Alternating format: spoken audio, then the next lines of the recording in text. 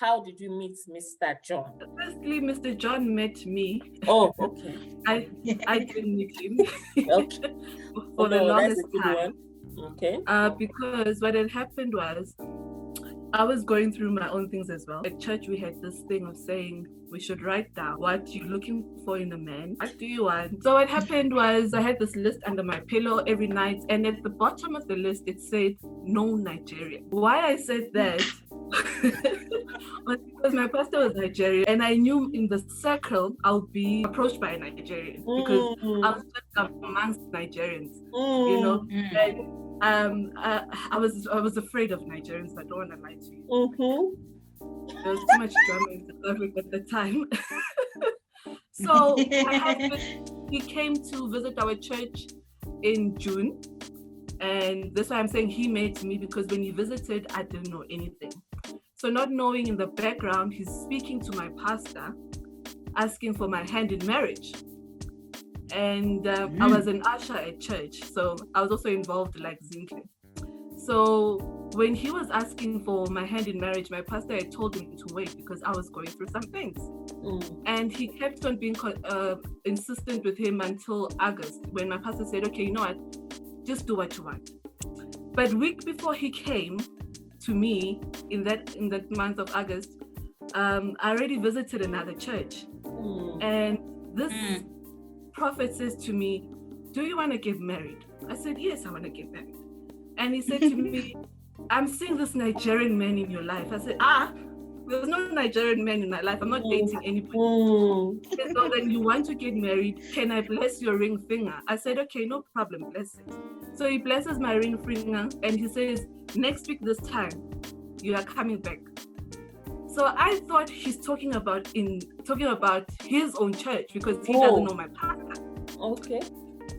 The next week, my now husband comes to my original church, and my pastor is like, Sister Magaziwe, there's been a gentleman who's been asking for your hand in marriage for some time now, and I've kept him on hold because I know what you're going through. But now he's insistent, and he's saying, I'm already married to the pastor, let him also get married. So I'm like, okay, this must be the guy that the spirit is talking about.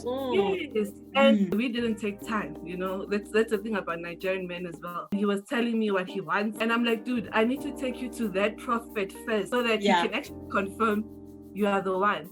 And when we went there, Pastor Akan was like, this is the guy I'm talking about. The Lord was showing me this person. And I said, no, Nigerian, and God brings a Nigerian. In the list that I had of the things that I wanted in a man, he was just Nigerian. After a month, he brought a letter home, and that was it. It didn't take long at all. He knows what he wants, and he went for it. Yeah. Like you mentioned that the thing about Nigerians, there's just something about Nigerian men. People have had bad experiences. So when you go back home to say, Mommy, I found a suitor, he's a Nigerian, what was the reaction? I didn't tell my parents when Mr. John came to me. I already told my parents when the letter came. I was like, guys, here's a letter. And they're like, what letter is this? What's going on? Because I knew if I set them down prior, it was going to be a long debate. When the letter comes in our culture, it means they can't take back the cows. They can't turn them back, whether they liked it or not. So they sat down and read this letter, and they were very confused. And what's going on? I'm like, where is he from?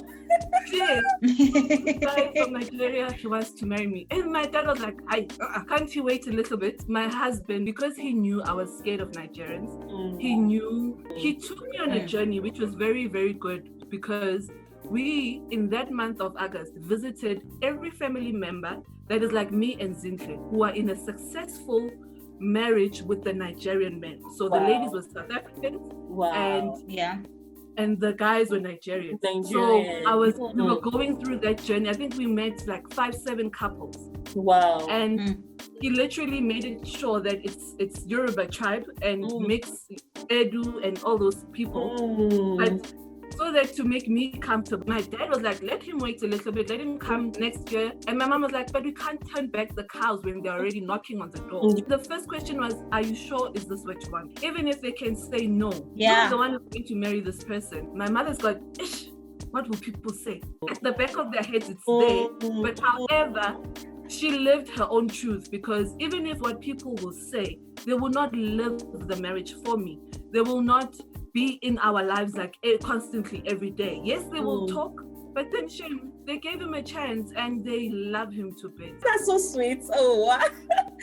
Okay, at least your parents were open to that idea. For some cultures, it's a no.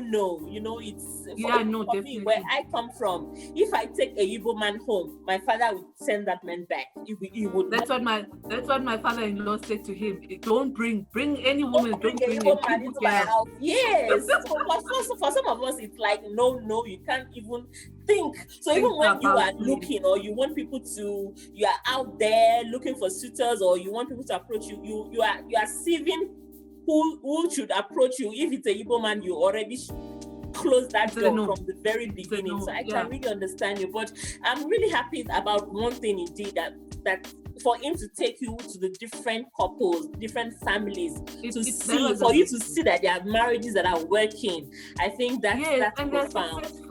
They're successful. That's so beautiful. He didn't take me to people who just met last week. He took me to married people. Not even dating. They did the proper thing. Wow, that's amazing. About Nigerian men that are serious. Those who are really keen on marrying you, they would want to go all the way. Whatever it takes for them to take you home, they would. And they don't even waste time. They don't waste time. It's that thing of saying, I'm here to marry you and not to play with you. That's it. No, that's beautiful. I am so happy that people will hear this story and be convinced that it's not all Nigerians, or it's all not even foreign nationals that are bad. Because there's this stereotype, like you're saying, there's that fear. And I get that question a lot. Why are Nigerians taking our women? Why are Nigerians taking our women? For me now, I don't think I'll ever date a South African if I was given the chance to. Why? I've dated a guy in Zimbabwe and I married a guy in Nigeria, right? But what I'm trying to say is South African men are too mommy's boys. Me and them, we just don't gel. I've tried it and it never worked at all. And that's why my father always says, your name follows you. You were just not meant to be in South Africa. You just make me out there. So the South African guy will be wasting my time. Like even when my friends are talking and their complaints, I listen to them sometimes. I'm like, really? Like my word. There's nobody that will treat you so nice like a Nigerian man. It's when I called my cousin, and she's also married to a Nigerian, and I told her I'm pregnant for the first time with Toby, and she was like, sure, just wait for it. You're gonna be treated like a queen. And when these things are happening, I can actually see that I'm treated like a queen. Then you see my friends, and the guy is always outdoors. The guy is not always home. I'm like, well, that's typical South African men.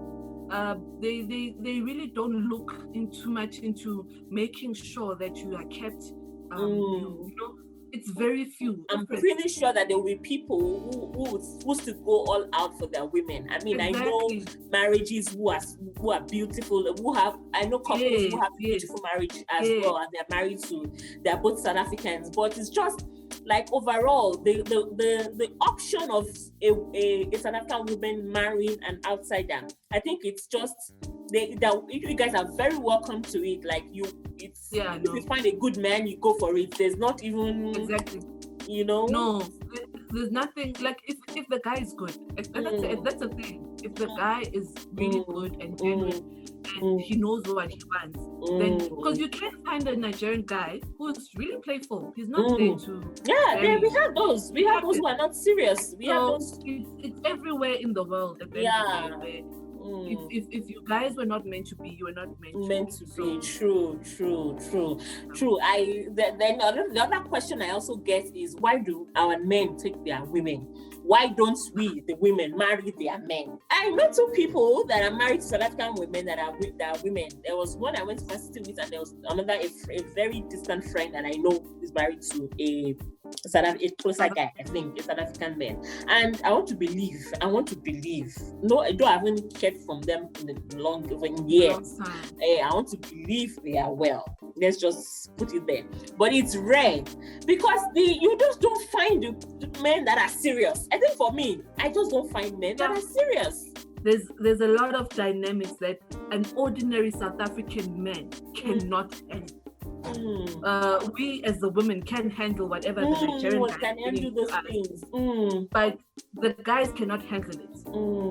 Like, it will have to be in a different tribe. Like, if a Zulu guy is marrying a Nigerian woman, that might work, because there are similarities that go on in our cultures, you know. In terms, like, a Zulu man loves food, you know, and he can actually like to cook. Yes, he can actually handle the type of food that you're bringing to him, you know, as a Nigerian woman. A Zulu person can actually relate with a Nigerian person, whether it's a female or female. They can actually, but all these other tribes where you find your Tswana, you find your Sotho, it might not work. They're quite soft, you know. They're not so, like, Nigerians are tough and Zulus are you know? They're tough. So those people can mix. And actually, Zulus in Nigeria up very hard. You know, we are not soft back home. You have to be crazy. You need to have a dimension of craziness even you're Nigerian. Exactly. And an ordinary Zulu man is crazy as well. So they can handle the crazy that's coming from Nigeria. And that's why I'm saying there are Zulus in Nigeria as well. If you guys know about that. So it works. It was a mountain. First of all, mom and dad are no more. Oh, okay. So when he went, because of some family issues, there's just my siblings and I, basically. So when I called my brother. That would be no, automatic no. Wow. It was not a fun experience. There's still a lot of people that need to be sold to the idea. It's been 3 years. Wow. They're still not sure. They're still not sold. More. Yes, there are other aspects that I actually had to deal with spiritually, and more than anything else, before I got married, no woman in my family was getting married. No female was getting married. So I knew that I actually had a battle that is actually beyond. Yes, a battle was actually beyond just me and the fact that I'm actually getting married to a Nigerian. There was more to it in the background. Yes, there was more. So at the time it felt very personal, because I am a human and I feel it will. But you know, God has been my strength. He was my strength even then, because it was tough. It was very, very hard. And even the decision to actually go through the whole thing without them being there was another story altogether. The lobola was paid, but they still wanted other things. There were still other aspects, a whole lot of other things. You're not gonna do this because we still want this and this and this. You understand? And it was, when you actually look at it, it wasn't actually that. It was more being personal about it. Kind of got me to a point where, okay, put the personal aside and go through with this, because it's got nothing to do with just me. It was hard. Thank you for sharing that, Zinke. I think it's really good that we need to understand why some things don't work. Like when when it comes to marriage, when we are faced with challenges, we need to look beyond that. And you know that there's this a sister of mine that will always say every marriage is a miracle, because you will always have obstacles. You will have people that will stand against you. You will have people that will condemn your partner. People that are actually supposed to be very mature, and you're expecting them to actually be giving you that advice. They will sit you down and say, are you sure? This battle does not seem like a battle that actually has God in it. Just because it's a little tough does not mean that God is not in it. when you're faced with challenges, when you're about to get married. And I think it cuts across whether you are marrying wherever. You will have people that will stand exactly that marriage, that making you feel like you are making the wrong or the craziest decision. So it's like that. Was there cultural clash? There's a lot that it's not really a surprise, but at the same time you're like, hey, wait, it's not right. It's maybe not. Upside down. No, this is upside down. For me personally, with my husband, it's not much of a cultural shock, as in I'm Zulu, he's Igbo, because most of behavior traits between the two, like MK was saying, Zulus are practically Nigerian. It's the same thing. Almost the same. The stubborn nature, the hardworking nature, all of that is there. So that one is not an issue. I think mine was not a cultural shock. It was the fact that I'm actually married to a foreign person who is a pastor. Culturally, how they actually treat church where he comes from is different. I behaved around pastors is not the same as with the Nigerian pastors. They treat pastors a certain way. We've spoken about family accepting, being open-minded to that idea that our daughter has brought home a foreign person, and they were open to it. And I know they will have their own discussions internally that you may not even be aware about. The fear will be there that is our daughter making the right decision, but I'm glad they left you to make your choice. Are you learning Yoruba, the culture? Are you learning MK? I'm in love with the Nigerian culture. Oh, okay. In everything. So learning the culture is learning the food. I cook egusi. I cook banga soup. I know it's not from our state, but I cook it. I cook jollof. I cook fried rice. Okay. I cook chicken, whatever stew. So there, and I just went on YouTube and just taught myself how to do these things because I love the food. I love the clothes as well. Clothing wise, I know by the time I'm going out and I rock my Nigerian outfit. Yes. I'm the boss. You are madam. You are madam. Yes, so the language is a bit hard for me because but Ekwele, Ekaro, Shalafiani, so Ekaso. So I'm learning. I'm learning. You know what's the thing with me is that people will skin about you on the phone and you will not know anything. So you rather teach yourself. The bits and jabs, So and you have an idea. Yes, my mother-in-law doesn't speak much of English. I know she speaks much of Pidgin. So you need to learn how to also communicate with them. My father-in-law is easy. He speaks English and we can go on. But my mother-in-law, it's those few words. So you need to, you also meet her halfway, so you guys can connect and relate.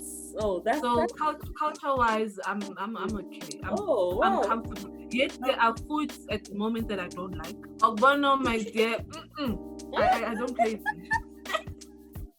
I don't even me. But every other thing, I'm a lover. You don't like Ogbono as well? If our husbands say we are going to Nigeria, are you open to carrying your bags and relocating to West Africa? My husband wants nothing to do with Nigeria. Like, he doesn't want to go back home so bad. I wouldn't mind. I think I could live anywhere with him. And that's the thing. He would live anywhere. He would like even move to Australia tomorrow, but he would not move back to Nigeria. Like, for him, there's nothing left there.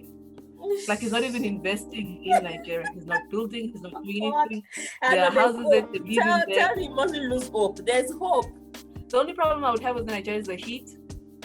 I sweat a lot, so that would be the biggest challenge for me, and the mosquitoes.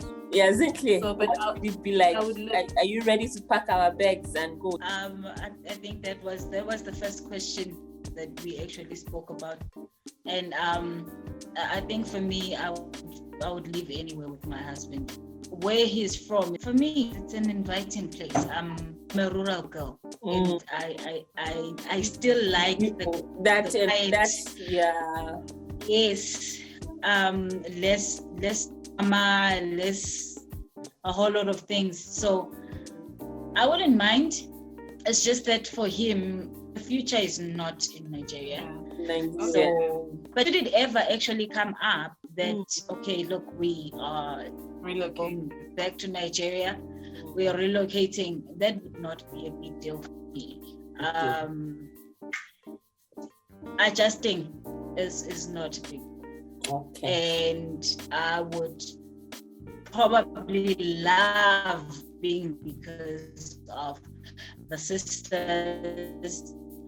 And I've got sisters, so I know I would have the gang that side to step to carry you through the journey of staying there. If you just have that support system, I think for someone coming from outside, if you have that support system, people who accept you, you will enjoy your stay. So I would not feel like not at home. How do you settle differences? And how do you keep the romance growing? Because for some of us that are married Yoruba men, they are so laid back. I learned a lot of things to ask for what you want. Don't guess that he will know it, because like you're saying, they are so laid back. The culture, I even thought it was a cultural difference, but I know it's not that. It's a man thing. It's personal, it's a personal thing. Yes, because you get these youngsters and they will know that it's Valentine's Day and they need to pop up something. Yes. So with my husband, I saw from a distance that I'm going to be having problems when it comes to those romance and those departments. And then I told him what I wanted. I used to watch Oprah a lot, and they say, you don't guess that he will know what you want. Tell him what you want. So I don't want to lie, he's improving. I told him on my birthday you buy gifts. On Valentine's Day you buy something, even if it's just taking me out something to dinner. Small, just Hey, you don't just relax. A relationship is work. You entice me with things, and they also come up. And that's how we've been doing it, and he's been learning. That's beautiful. For me, like even now, I told him in hospital, after I give birth, bring flowers. They must sit next to my yeah.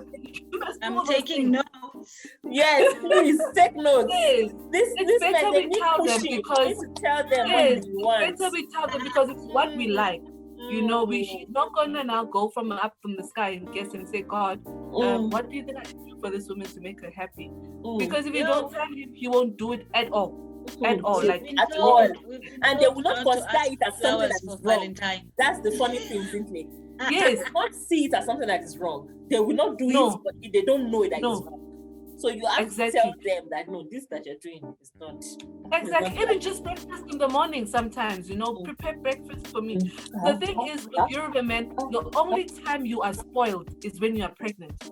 After pregnancy, everybody finds their way. You must wake up in the morning, do breakfast, do all these things, do everything for him. Yes. I'm like, it's only when you have just true. So I just saw a caption that was from a friend that whoever wants Valentine flowers, please grow them now. I don't think that's gonna fly this year. You think so? No, I don't think that's gonna fly. I'm not going to try. But is he romantic? Is he? He listens. For me right now, I am trying to teach the romance, because we did not date at all. Like us, yes, even me. Yeah, breakfast in bed once. But it has happened. We just need to make sure it's more. Now we are on the flowers, because I love flowers, and every woman. And he's not getting the concept behind flowers. You get what I'm saying? Jehovah. And I'm also dealing with someone who actually did not have experience as far as dating is concerned, because of the calling. So do you understand that I'm dealing with the dual problem here? I'm dealing with a practically Zulu man. Dinner dates, I'm pulling that. It's such a pity that this year and last year was more of lockdown. So breakfast in bed, the nice little gestures here and there. One thing my husband does more than anything else, he is my personal stylist. Oh, that's nice. Yeah. Beautiful. That's even romantic enough. We need That men man- like that. That beautiful man buys my clothes. I'm so used to doing my own shopping because I was single for such a long time. Me, I am actually living with a stylist. Yes. Image consultants. Exactly. That is even perfect. I have those quadros that he bought from me. I'm like, God. What's wow. You can't say, no, I don't like it. You just say, You have to accept it. Follow it. Yes. Yeah, I think oh, for you are me, blessed, my dear.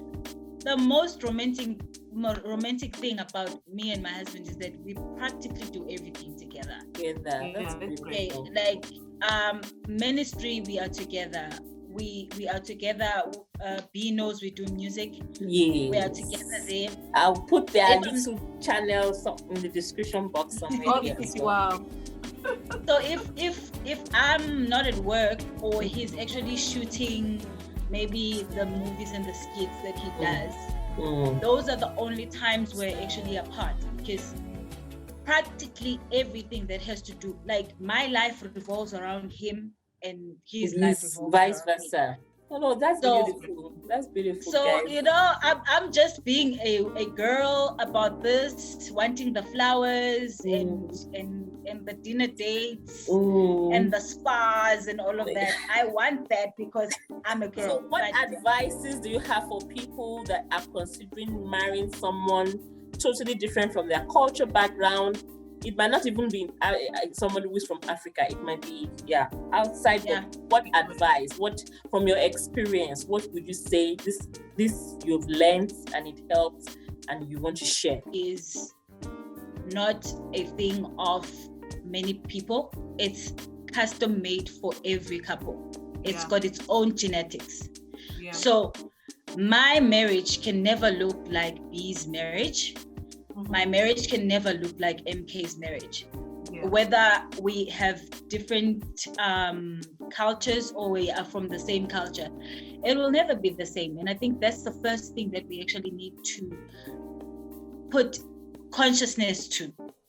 Marriage is not the same with everyone. There are anomalies that we deal with, but it's not the same for everyone. And two, just because a person is foreign and they do not have the same or they don't speak the same language as you, does not mean that you cannot actually start a life and a legacy with that person. If you guys are sharing the same dreams, same aspirations, and the future actually looks exactly what you have envisioned for yourself and what God agrees with, I don't see why not.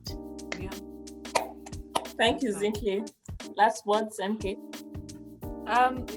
For me, it's I always take it from the text from my husband to say, know your purpose in the marriage that you're actually going into.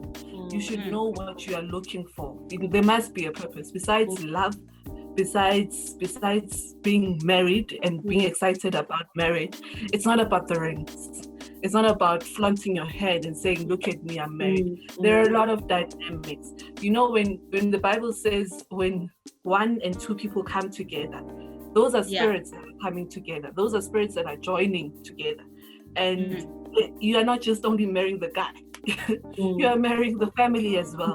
So if they are coming with witchcraft, they are coming with good luck, they are coming with whatever, you need to stand in that line and say, okay, this is what I believe in. And this is what me and my husband are doing, and this is what we want, So it's so important to build any marriage or any relationship that you want to go into with purpose, know where you are going.